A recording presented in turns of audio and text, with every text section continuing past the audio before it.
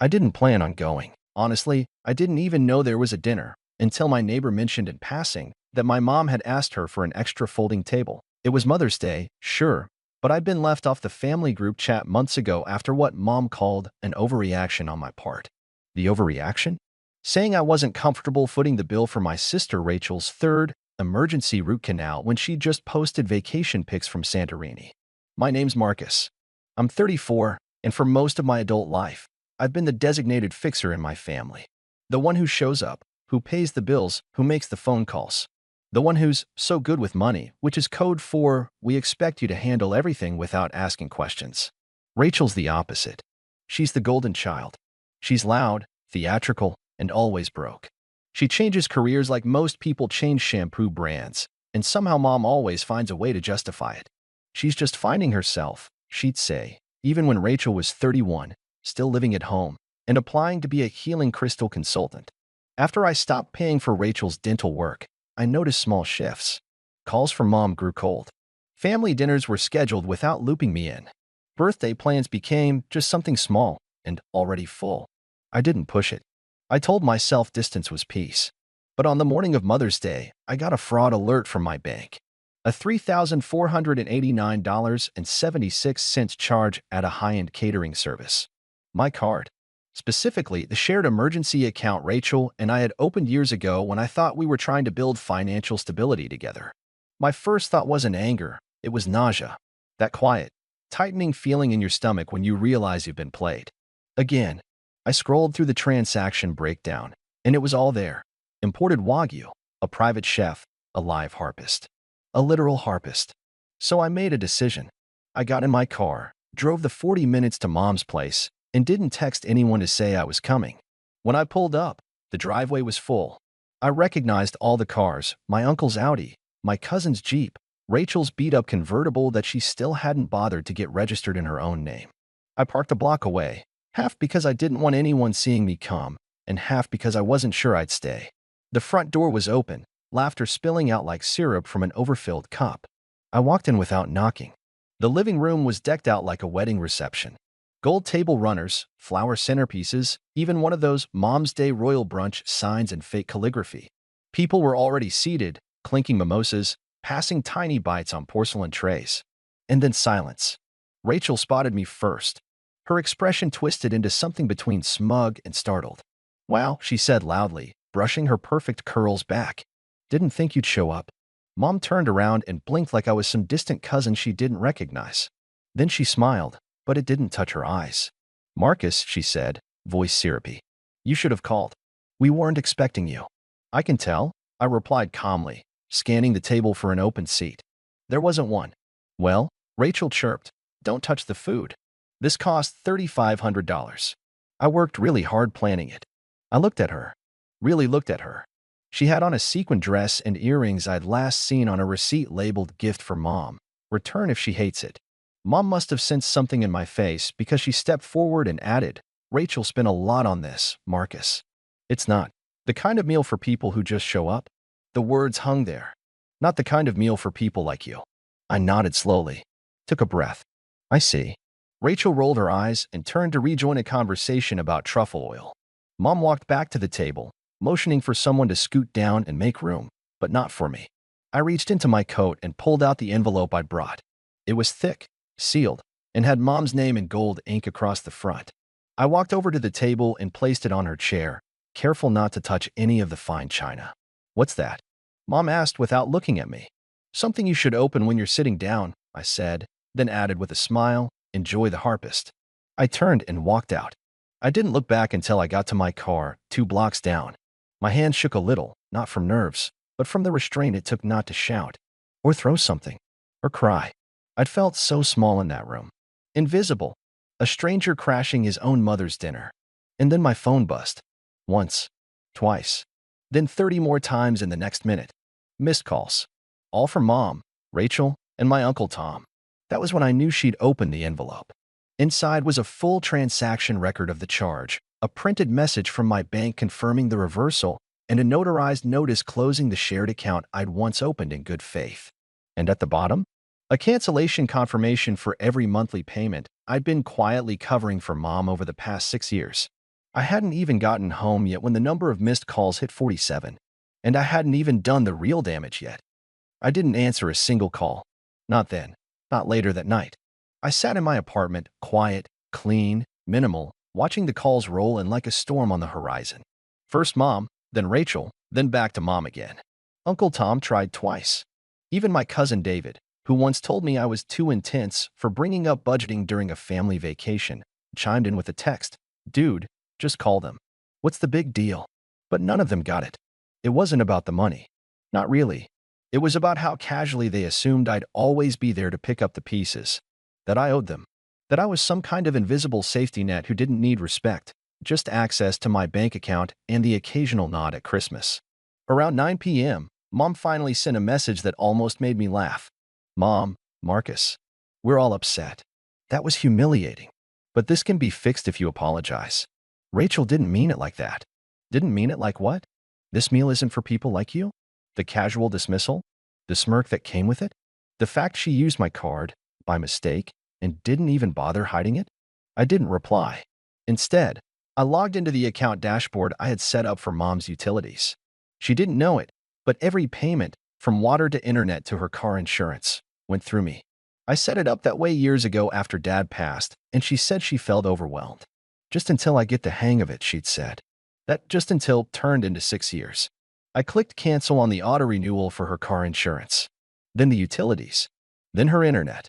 One by one, like turning off lights in a house where I was never really welcome to begin with. Then I sent a final message, short, clear, and without any venom. Me. This is what it looks like when I stop doing things just because we're family. I powered off my phone. The next morning, I woke up to a quiet apartment. Sunlight filtered in through the blinds, and for once, I didn't feel that familiar pit in my stomach. The one I usually got after family events, wondering what I should have said differently or how I could have made things smoother. I made coffee, took a long shower, and then, after some thought, turned my phone back on. It was chaos. 22 voicemails. A thread of increasingly desperate texts, mostly from Mom and Rachel. Rachel, you can't just cancel stuff like that. It affects everyone. Mom, this is petty. I raised you better than this. Mom, again, water got shut off this morning. Hope you're proud. And finally, Mom, I called the bank and they said the charge is unrecoverable. You're lucky I don't report you for fraud. That one made me pause. Fraud? She really went there? I laughed. Out loud. The kind of laugh that comes not from amusement, but from complete and total clarity. Because that was who they were. That was how deep the entitlement ran. I had reversed a charge made on my own card, my money, and they still believed they were the ones wronged. I went to work that day like normal. Didn't bring it up to anyone. But every now and then, I'd glance at my phone and see the notifications still climbing. My cousin Sandra sent me a passive-aggressive, hope you're okay, text. Maya tried to guilt-trip me with a voice message about how hard your mother worked for you. But no one, not one person, asked what happened, or why I might be upset, or if I was okay. All the messages had the same unspoken assumption. You made a scene. You made things difficult. You need to fix it. I didn't reply to any of them. By Thursday, the calls slowed down. Mom's internet and water were still shut off. Rachel had posted a cryptic quote on Instagram. Some people never grow up, and that's not your burden to carry. I nearly choked on my lunch laughing. That night, a knock came on my door. I froze for a second, listening, then peeked through the peephole. It was Uncle Tom. I hadn't seen him in months. He was holding a bottle of wine and had that awkward, peacemaker look he always wore when Mom sent him to do damage control. I opened the door a crack. Marcus, he said, like he was exhaling my name. Can we talk? Sure, I said. But you've got 2 minutes. I'm on a call. I wasn't, but I wanted to see what he'd do under pressure. He stepped inside cautiously, eyes scanning my apartment like he was hoping to find a weakness. Your mom's upset, he started. Understandable, I said, not offering him a seat. She didn't know Rachel used your card. It was a misunderstanding. Was it? He paused. Okay, maybe not. But your mom didn't mean what she said. She was just caught up in the moment. You know, she told me not to touch the food because it wasn't for people like me, right? He winced. That's not great. But families fight. This is just a bump. I tilted my head. Is that why she threatened to report me for fraud? That caught him off guard.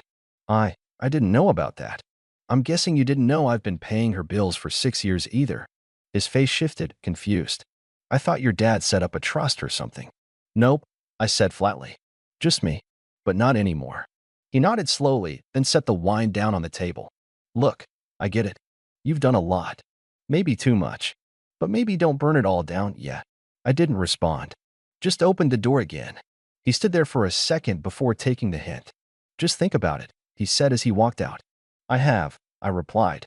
Then I closed the door and locked it, because by then I had already decided what came next.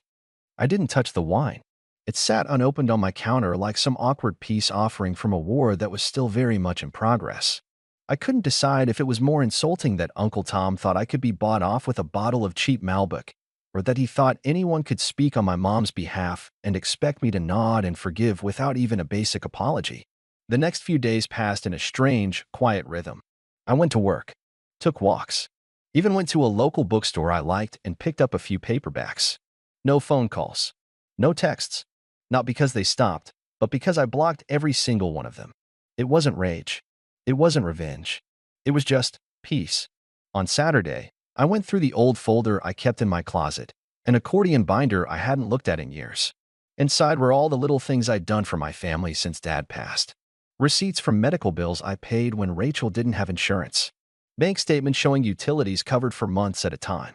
Emails confirming hotel reservations for family reunions that no one reimbursed me for. Screenshots of text where Mom would write, "You're a lifesaver, Marcus. Just this once. Always, just this once." There were dozens of them. I started scanning the documents and uploading them to a new folder on a cloud drive I named Archive. I didn't know why at first. Maybe it was just to remind myself I wasn't crazy, that I hadn't imagined the years of being used as the emotional and financial crutch of people who, when push came to shove, would rather humiliate me than treat me like an equal. But the more I scanned, the more I realized something. I had leverage. Not the kind of leverage you use to blackmail someone or hold over their head, but the kind that, when exposed, leaves no more room for pretending. Because my family loved to pretend. They pretended that Rachel was just going through a rough patch. They pretended that I was just more organized, not the one cleaning up after everyone else's chaos. They pretended that Mom's favoritism wasn't a problem, that I wasn't being taken for granted, that silence meant agreement. So I made a decision. If they wanted to ignore what I'd done, fine. But I wasn't going to let them lie about it anymore. On Sunday morning, I uploaded the folder to a private link. Then I logged into the old family Facebook group. It had been dead for months, ever since Mom and Rachel moved everything to their new group, chat I wasn't part of. But it still had a dozen cousins, aunts, and uncles in it. People who'd always said, "We love you both equally," and then turned a blind eye whenever things got uneven. I typed a post. Nothing dramatic. Just facts. Hey everyone. Some of you have been reaching out. I know there's been some confusion, so I wanted to clear a few things up. Over the past 6 years, I've covered over $40,000 in bills, tuition, travel, and emergency expenses for Mom and Rachel. All voluntarily. Never asked to be paid back. Last week, Rachel used my card to cater a $3,500 Mother's Day dinner without permission. When I showed up, I was told not to touch the food because it wasn't for people like me. I reversed the charge. I closed the accounts. I canceled all the auto payments I've been silently maintaining for years. If anyone has questions, here's the folder with documentation. I'm not looking for drama, just transparency. I'm stepping back from this family for my own health. Please respect that. Then I pasted the link and logged out. I didn't check the notifications that followed. I didn't need to. By Monday morning, I knew word had gotten around. My cousin Elsie messaged me on LinkedIn of all places. I had no idea, Marcus. I'm so sorry. Even my older aunt Lorraine, who hadn't spoken to me in 3 years, sent an email. You were always so quiet. We never realized. But the real signal came that evening, when Mom showed up at my building. I saw her through the window before she rang. Hair done. Makeup on. Holding what looked like banana bread and foil, her classic peace offering whenever she wanted to act like nothing happened. I didn't go down. She rang once. Waited. Then again. Then texted. Please, Marcus. We need to talk. I stood in the hallway behind my door, just out of view, watching the screen as her message sat there, unread. Not because I hadn't seen it, but because I wasn't ready. Because I knew that whatever came next wasn't going to be about patching things up. It was going to be about holding the mirror up and making sure she really looked That was when I remembered the other thing I hadn't done yet. Something small, but personal. She stood there for 10 more minutes. I could see her from the edge of my living room window, shoulders stiff, checking her phone every few seconds, clutching the banana bread like it was some kind of magic key that could unlock forgiveness. But there was no knock after that. No voicemail. No apology. Just the same silence she had trained me to sit in whenever she didn't want to deal with something uncomfortable. When she finally turned to leave, I watched her walk away with the same quiet dignity she'd always maintained in public, the kind that had fooled so many people into thinking she was a graceful, loving matriarch. But behind closed doors, when no one was watching, she could be cold. Not cruel, just hollow in that specific, passive way that hurts more than shouting ever could. And that's when I knew she still didn't get it. The banana bread wasn't an olive branch. It was a reset button, a way to pretend the words hadn't been said. That my absence from family dinners, holidays, and birthdays was just a misunderstanding, not the result of years of being made to feel like an outsider at my own family's table. I waited until she was fully out of view before opening the door. On the ground was a small envelope she must have dropped. I picked it up, my name written in her handwriting, just Marcus in careful cursive. I took it inside and opened it. Inside was a card. Hallmark. One of those Mother's Day leftovers, probably. On the front, it read, "Family means always being there." Inside, her note was short. "I didn't raise you to be this vindictive. Whatever this is, please stop. Rachel is upset. I'm embarrassed. You've made your point." I stared at it for a while. No acknowledgement. No apology. Just discomfort. As if the real crime was the inconvenience I'd caused by pulling away, not the years of quiet, unpaid loyalty they'd come to expect from me like it was air. I put the card down and walked to my closet. There was something else I hadn't done. Something I'd been holding on to out of, I don't even know, sentiment? Obligation? Years ago, when Dad passed, I inherited a small safety deposit box with documents, birth certificates, old family photos, and most importantly, a stack of savings bonds he'd intended to be split between Rachel and me. At the time, Mom insisted she manage it until Rachel matured because she's not ready to handle responsibility. I agreed, trusted her.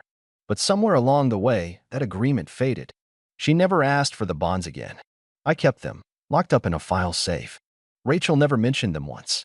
Until 2 years ago, when she applied for a personal loan and got denied. She called me crying, then laughing, and said, "It's fine. I'm sure Mom still has those bonds Dad left me." She promised, remember? She didn't know I had them. Until now. I pulled them out and sat with them for a moment. All in my name. All untouched. And just like that, I knew exactly what I wanted to do. That Friday, I met with a lawyer. A young, efficient guy named Raj who worked downtown. He didn't blink when I explained the situation he'd heard worse. I showed him the documents, the bonds, the screenshots. Told him I wasn't trying to sue anyone. I just wanted clarity. Legal clarity. An official statement declaring the financial transfers I'd made to my mother and sister over the years. Nothing more. Nothing less. "Are you planning to ask for repayment?" he asked. "No," I said. "But I want them to know they could have been held accountable." Raj raised an eyebrow and smiled.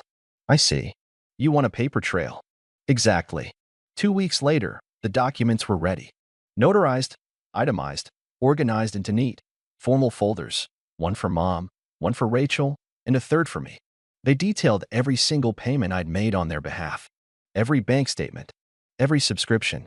Every debt I'd paid off. All labeled. All cross-referenced. All backed by transaction IDs and dates. At the end of each folder was a letter. A formal notice stating that while I was under no legal obligation to continue financial support, I had chosen to cease all further assistance effective immediately. It made no demands. It required no signatures.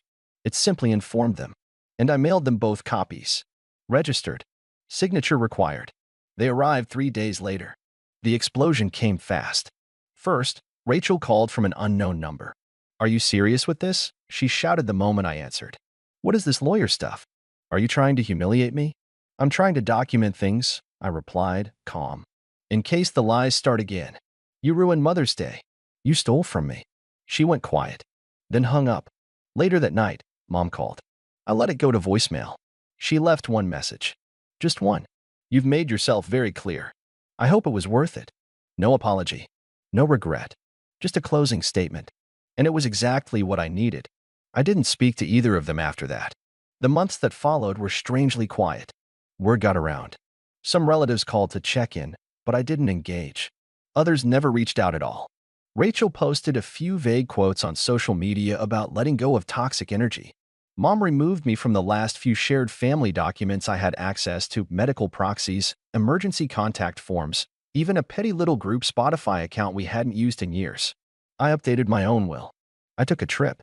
I bought myself a used but gorgeous espresso machine I'd been eyeing for years but always convinced myself was too expensive. And every morning since, I made coffee just for me. No guilt. No noise. No requests. No family pretending I mattered only when they needed a signature or a wire transfer. I didn't block them, but I didn't leave a door open either. And 6 months later, when I got a wedding invitation from Rachel, hand-delivered, no less, I opened it without emotion. Inside, there was a note. I know things got heated, but I'd still like my only brother there. It was addressed to Marcus Plus guest. There was a dress code, a list of gift expectations, and a small sticky note that read, P.S. If you still have those savings bonds, I'd love to use them for the honeymoon. Dad would have wanted that. I laughed so hard I nearly dropped the invitation. I didn't RSVP. Instead, I wrote a new sticky note. Dad would have wanted me to stop letting people take advantage of me. And I mailed it back in the same envelope she sent. No gift. No attendance. No regrets. Just peace. The kind you can't buy. The kind no one can take.